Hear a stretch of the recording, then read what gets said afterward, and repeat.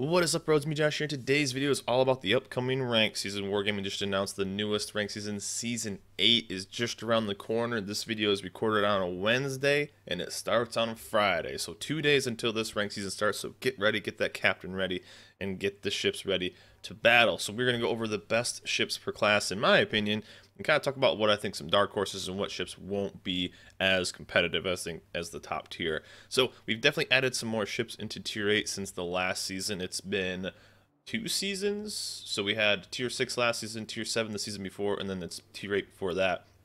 Tier 8 tends to be the most popular tier for ranked battles. People tend to like it the most.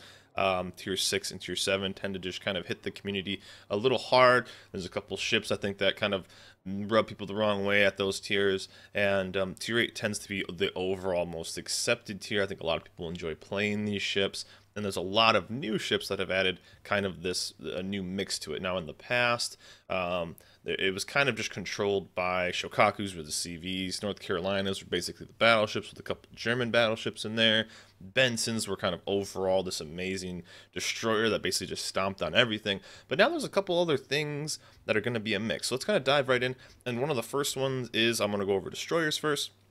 So overall, I think the USS Kidd is going to be the top destroyer for this tier. Now, a small little caveat that we'll get to a little bit later, kind of how this thing will perform late game. But at this tier, it's going to be the best 1v1 destroyer. It's going to be, with having its heal, its high health pool, has one of the highest health pools at tier 8. It has 5 Fletcher guns shooting out. One of the lowest detections at this tier, and it's an amazing gunboat as well as USN Smoke. Overall, I think the Kidd is going to be the best destroyer at this tier. Now, I don't think I will be playing the Kidd, and the reason is since the Kidd only has the 1 torpedo launcher, I think overall the Benson will be stronger late game as it goes. You know, with only having the 1 torp, okay, let's say I think it's going to be a very destroyer heavy season. So a lot of destroyers, you're going to be great using your guns 1v1, but as the game goes on and you're against cruisers and battleships, you're going to be less effective in the Kidd. You're going to have to rely a little bit more on smoke, which means you can't spot. You're going to have to rely a little bit more on environment to maybe shoot over and pin them down.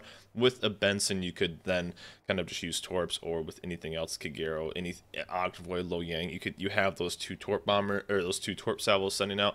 So the Kidd I think is going to be overall the best, but as the game goes on, you're going to get a little bit weaker, although you have, you know, 19,500 life with all of the heals and the heal flag. You're giving yourself about an extra 10,000 life if you really think about it. So I think overall the Kidd is going to be the best, especially with CVs.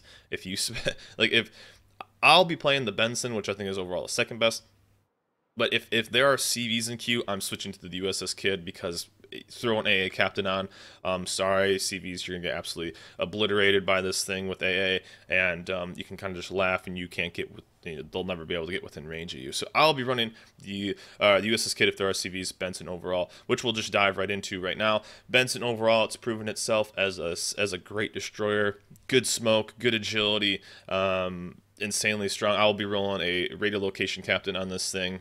It's just, I feel at home in this ship. This thing has gotten me rank 1 every season that has been tier 8, and just overall I think this is great. It's going to be a little bit stronger late game than the Kidd since it does have the torps. Just having torps overall, if you are decent at playing DDs, you can snag a DD kill and smoke. And I think the USS Kidd will be very, very good. Now, one of the ships I think that'll be also very, very good is the Lo Yang. Basically a Benson with really, really good sonar. If you guys didn't know, they increased the sonar range on this ship to a 5.4. So going into smoke and kind of floating that detection of 5.4 and then a detection of 5.8, you can then maybe spot something in smoke. Overall, a good ship.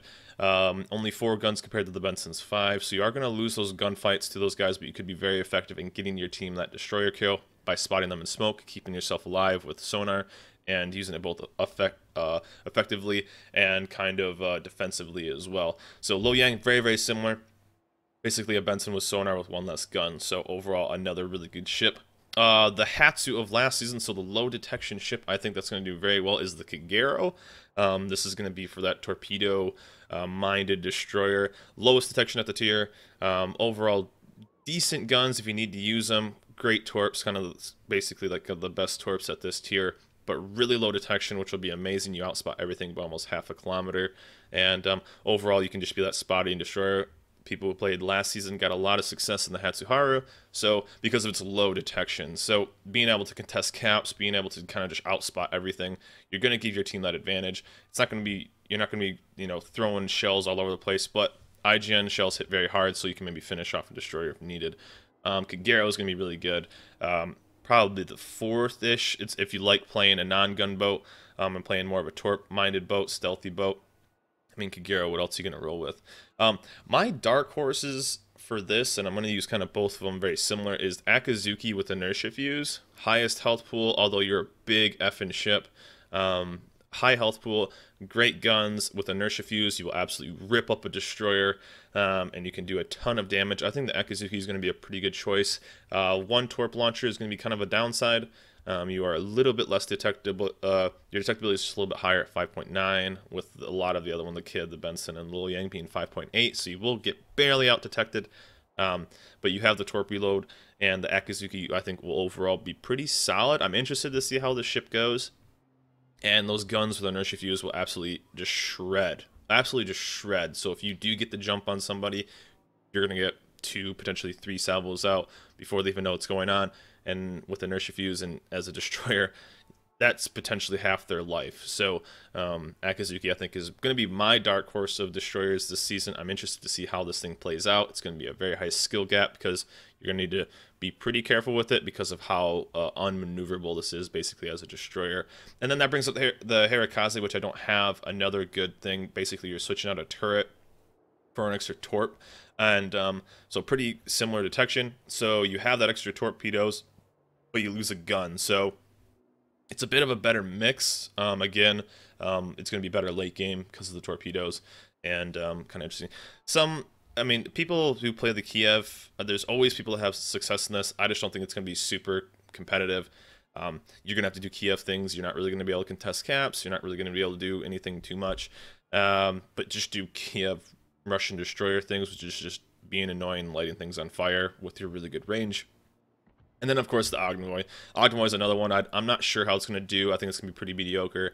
You get out-detected by basically everything. The torps are pretty solid. The guns are okay. I just don't think it's as competitive as the USN DDs or the Lo Yang. So overall, that's my DDs. Kid, Benson, Lo Yang, probably top 3. Kagero if you're a torping DD. And then I'm interested to see how the Akazuki and, as well as the Akazuki having good AA as well, Akazuki and Hirakaze kind of bringing up that little maybe outside burner, dark horse kind of aspect to this season.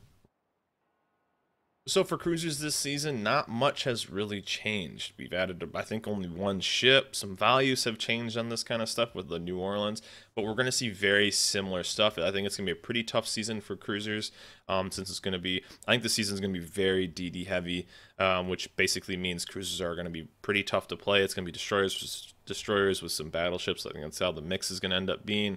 But ships that are going to do well, that did well last time. Kutuzov, of course, is going to be amazing with Inertia Fuse. Not only do you have good AA, but you are going to have the ability to just smoke up, destroy stuff up to 19 kilometers away, although, of course, it's hard to hit DDs that far away. I think the Kutuzov is probably going to be by far the best. It was the last season, and it's just going to be super effective at dealing damage. You're going to have other stuff like Atago. Atago is another great ship, very stealthy. Again, hits very, very hard, good torpedoes, low detection, so you can actually stealth torp with this thing with the right captain in it. Another thing, there hasn't really been that much that's changed with this season, so you're going to have the Chappie, which is going to be able to hold down with that long radar. Remember to keep in mind that the Chappie has 11.7 kilometer range on its radar, so what this thing will do is being able to hold down basically a side. So if you do play the Chappie, you're not going to play aggressive and doing damage. You're going to basically hold down that point, holding down almost an entire half of the map, because if a destroyer gets it within range, if you're posted up in the right spot, you can radar him, put a few salvos into him, do that 4 times a game, and you'll eventually just kind of whittle down those DDs because I mean it's hard to push into a Chappie if you are a destroyer, especially knowing that they can hit you for an insane amount of damage with just the front guns. So Chappie's gonna be really good. Same with the New Orleans. New Orleans is gonna be pretty freaking solid with its change to the radar. Remember they increased, I believe they increased the range of the radar. I think that's what it was. And so if you run radar mod too, you can get a lot of damage out, as well as having another good AA ship with the New Orleans, and of course the detectability being very low on this ship now. So New Orleans is going to be decent. It's going to be that role ship that the Chappie plays, so it's not going to be the most exciting play, but it could be very, very effective. It could kind of go. So again, Mogami, Takao, they're both going to be pretty solid. I mean, Takao's basically just an Atago. Mogami with inertia fuse could absolutely punish DDs, but the range is pretty mediocre, so you have to be very, very careful with this ship. Some things I'm kind of interested to see is we didn't really see too many Edinburghs. It's kind of known as, it gets kind of outshined by the Fiji at tier 7. Fiji at tier 7 was very successful in the ranked season. Edinburgh, I'm not exactly sure how it's going to go, but it is that smoke ship, and those ships continue to do pretty well. In ranked season, the Leander actually did pretty solidly last season. So the Ed could potentially have an impact in this game. I'm interested to see it. With the smoke changes, it's not going to be as easy, but you could still be a very, very effective ship. And, I mean, if you've ever played against an Ed that knows what he's doing, if you do get spotted, you can absolutely get obliterated. You can hit massive salvos on destroyers. So another really good ship with sonar, smoke, fairly low detection. One ship I don't think we'll see too much of is the Charles Martel. Same with like Eugen. Eugen's probably one of the worst. Hipper's pretty bad at this tier. Those things will get basically just, I don't think you'll see too many of these ships going too far up. No, it's not going to be impossible, but they're just, there's no real reason to bring them. They don't bring anything to the table. But the Charles, though, relatively good reload time, but it's better against battleships than it is really against destroyers. Same with the Eugen and the Hipper. Against other cruisers and stuff like that. So I think those are kind of the worst. So we're going to see mainly the normal tier 8 cruisers with Kutuzov, Atago, Chappie, and New Orleans with the radar, Takao's being decent. There's just a lot of decent at cruisers, and I think cruisers overall are going to be pretty, you know, I don't think there's going to be too many of them. I think this is going to be a destroyer and battleship season, so we'll see how it goes. But that's the overall for cruisers. A few decent picks here. Just not much has really changed from the past seasons, so kind of the same order if you saw my last videos for tier 8. Battleships for tier 8 is definitely another one. We've seen a lot of new ships added. We've added the Alabama, we've added the Key, we've added the Monarch. So these are ships we haven't really seen in the past, as well as, you know, something like the Roma, and the Massachusetts potentially being ships that get added maybe during the season or something like that. So these are some new interesting ships that could potentially add a later game, a later twist into the season. But overall, I think it's going to keep a pretty basic pattern of what we saw in the past. I think the Alabama is probably going to be one of the best. One of the things is it has a massively massive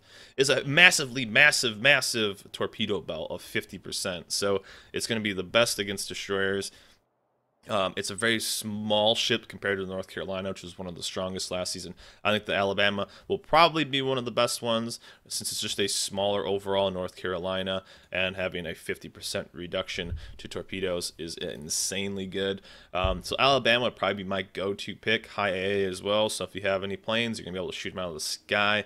North Carolina was one of the best ones of the season, one of the last tier 8 seasons. It's just an extremely good ship, being able to tank, bow in, and being able to just be super accurate at long range, doing a ton of damage, and having a relatively low detection as well is also nice.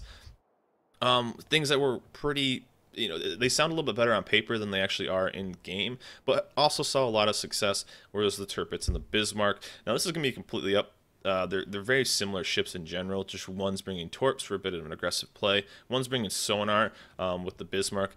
If I were going to play one of these ships, I would probably bring the sonar, just because I think this is going to be pretty destroyer heavy, helping with those torpedoes, dodging as many as you can.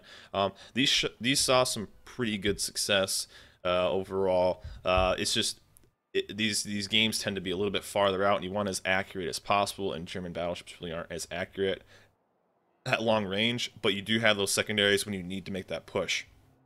So Tirpitz and Bismarck, that's gonna be completely up to your playstyle. Overall, though, I think they'll be pretty solid and can be pretty effective. We saw a lot of them be very effective the last time Tier 8 was there. So then we have kind of the Amagi and the Key. The Key is basically the premium version. These are going to be played pretty similar, both very accurate at long range. They're going to be there, nice torpedo protection as well on the Amagi. So it's going to be there. Key bringing torpedoes and higher AA, but I think a little worse dispersion. Let me just double check that really fast. The guns aren't quite as good. Let me just double check that. So 224, and then okay, so it's about the same. But overall, these ships, if played correctly, are very good. These are great snipers at long range and could potentially do very well. I just don't think they'll be as strong as, let's say, the Alabama or the North Carolina. They haven't been in the past. But overall, if you enjoy that kind of ship, I think you'll have great success. Overall, a good battleship played well is going to do very well. So you could definitely do that. I just don't think they're going to be as strong as, let's say, the Alabama, North Carolina, with their being able to just bow in, and especially with Alabama's torpedo protection. Another ship that I'm not quite sure how this thing's gonna do. I'm not expected to see too much of this ship, and I don't quite know how it will do. Is the Monarch, the Royal Navy battleship? You do have that great heel. You have kind of some squishy armor, so that will definitely not help. But your detection is extremely low. So that is something you kind of want in your battleship: a low detection, being able to get as sneaky as possible, be as sneaky as possible, and get into that position you want. Good HE, good AP, not the most accurate ship when I seem to play it, so this one will be kind of interesting. I don't think we'll see too much just because it can't take the beating as other ships do, like the North Carolina. Its tanking ability is kind of lackluster, so it'll be pretty interesting to see if this is used a lot. You can get the detection very low, though, so that's kind of the upside of this ship, and the AA is decent on it. So I think this is probably going to be one of the worst ones, though. It just doesn't have the ability to tank. Now, some other ones that we will see potentially this season is additions like the Roma. I don't know if this will go live during the ranked season. If it does, it'll be cool to see what this thing has, because it's going to have one of the lowest detections at this tier, as well as the ability to tank and have good guns and be able to punish. This will be very interesting to see what happens, although it's still work in progress. We don't know if it will even be released during ranked season. I'm just kind of speculating just because they're in my port. So stuff like this in the Massachusetts is going to play just like the Alabama. It's the same thing. Sorry, Zoop. So that will have no difference in the Alabama. But the Roma, I think, could potentially add something.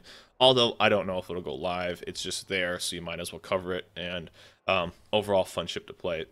So strength for battleships, I think it's just going to be kind of the same as the last season, with USN being the top. So Alabama and North Carolina. Then we'll see probably some German ships throw a nice little spin in there with their ability to just be aggressive. And then I think the IGN ships of being stealthy, or being those snipers and those damage dealing ships, could also be very effective. Battleships, if you're good in them, you can be effective. It's just, I think it's, again, I'm going to say this over and over, I think it's going to be a destroyer heavy season. CVs this season are going to be pretty interesting, and I think pretty rare. Now, in North America, we do see them. I know you're going to see more on EU in ranked battles, but they are going to have a hell of a time being effective in this game, and that is called the USS Kidd. You have this thing with insane AA that can literally wipe you out of planes with one hit of a button. So I think CVs are going to have a hell of a time this season. I think it's going to be very brutal. I think the king of the sky will still be the fighter loadout Shokaku, because the main thing is not really dealing damage as a CV. Dealing damage is kind of a bonus, but you want to win and give your team vision. But the USS Kidd with that high AA, Benson with the ability to have high AA, Akazuki, same thing. You're going to be going against some pretty nasty destroyers with extremely high, with an extreme ability to be able to shoot down your planes. Shokaku, though, fighter loadout, it killed the fighter, even killed a fighter loadout Lexington. Now the Lexington is the one fighter, 2 dive bomber, torpedo loadout, and then as well as you have the Enterprise with the 222. Shokaku, I think, will still be able to control them. But if you have the ability of maybe like the Lexington with its ability to do that, and maybe a 222 Enterprise still has the ability of taking out a destroyer, early. They're going to have that better strike power. It's just all about controlling the sky, which I think Shokaku will have the strongest ability to with that 3 fighter setup. And so it'll be very interesting this season. I think it'll be very tough to play CVs this season. Like I said it earlier, if I see CVs in queue, I'm switching over to my AA USS Kid, and they're not going to be able to really do anything to me. So it'll be a tough season for CVs. I think they'll still be able to get rank 1, no problem. There's tons of good CV players out there. It's going to be a tough season, though. I think Shokaku will probably be the go-to. Lexington will be interesting. I think they'll just get picked on. And Enterprise, I think, will probably be the second strongest behind the Shokaku for CVs. So this season, back to tier 8, back to probably the most popular tier, is going to be a overall interesting season. I'm glad ranked season's coming back. I didn't think it'd be back this early.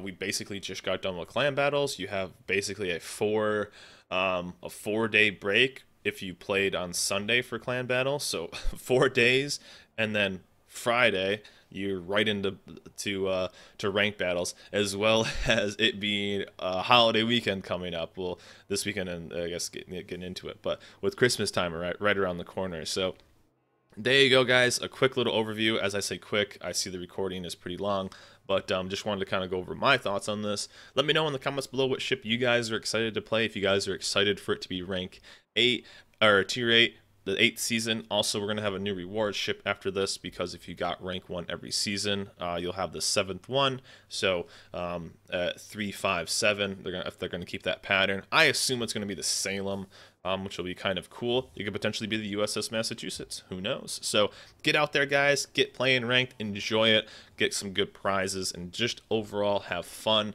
Try to work with a team. It's a different play style. But yeah, let me know in the comments below what you guys are going to play this season.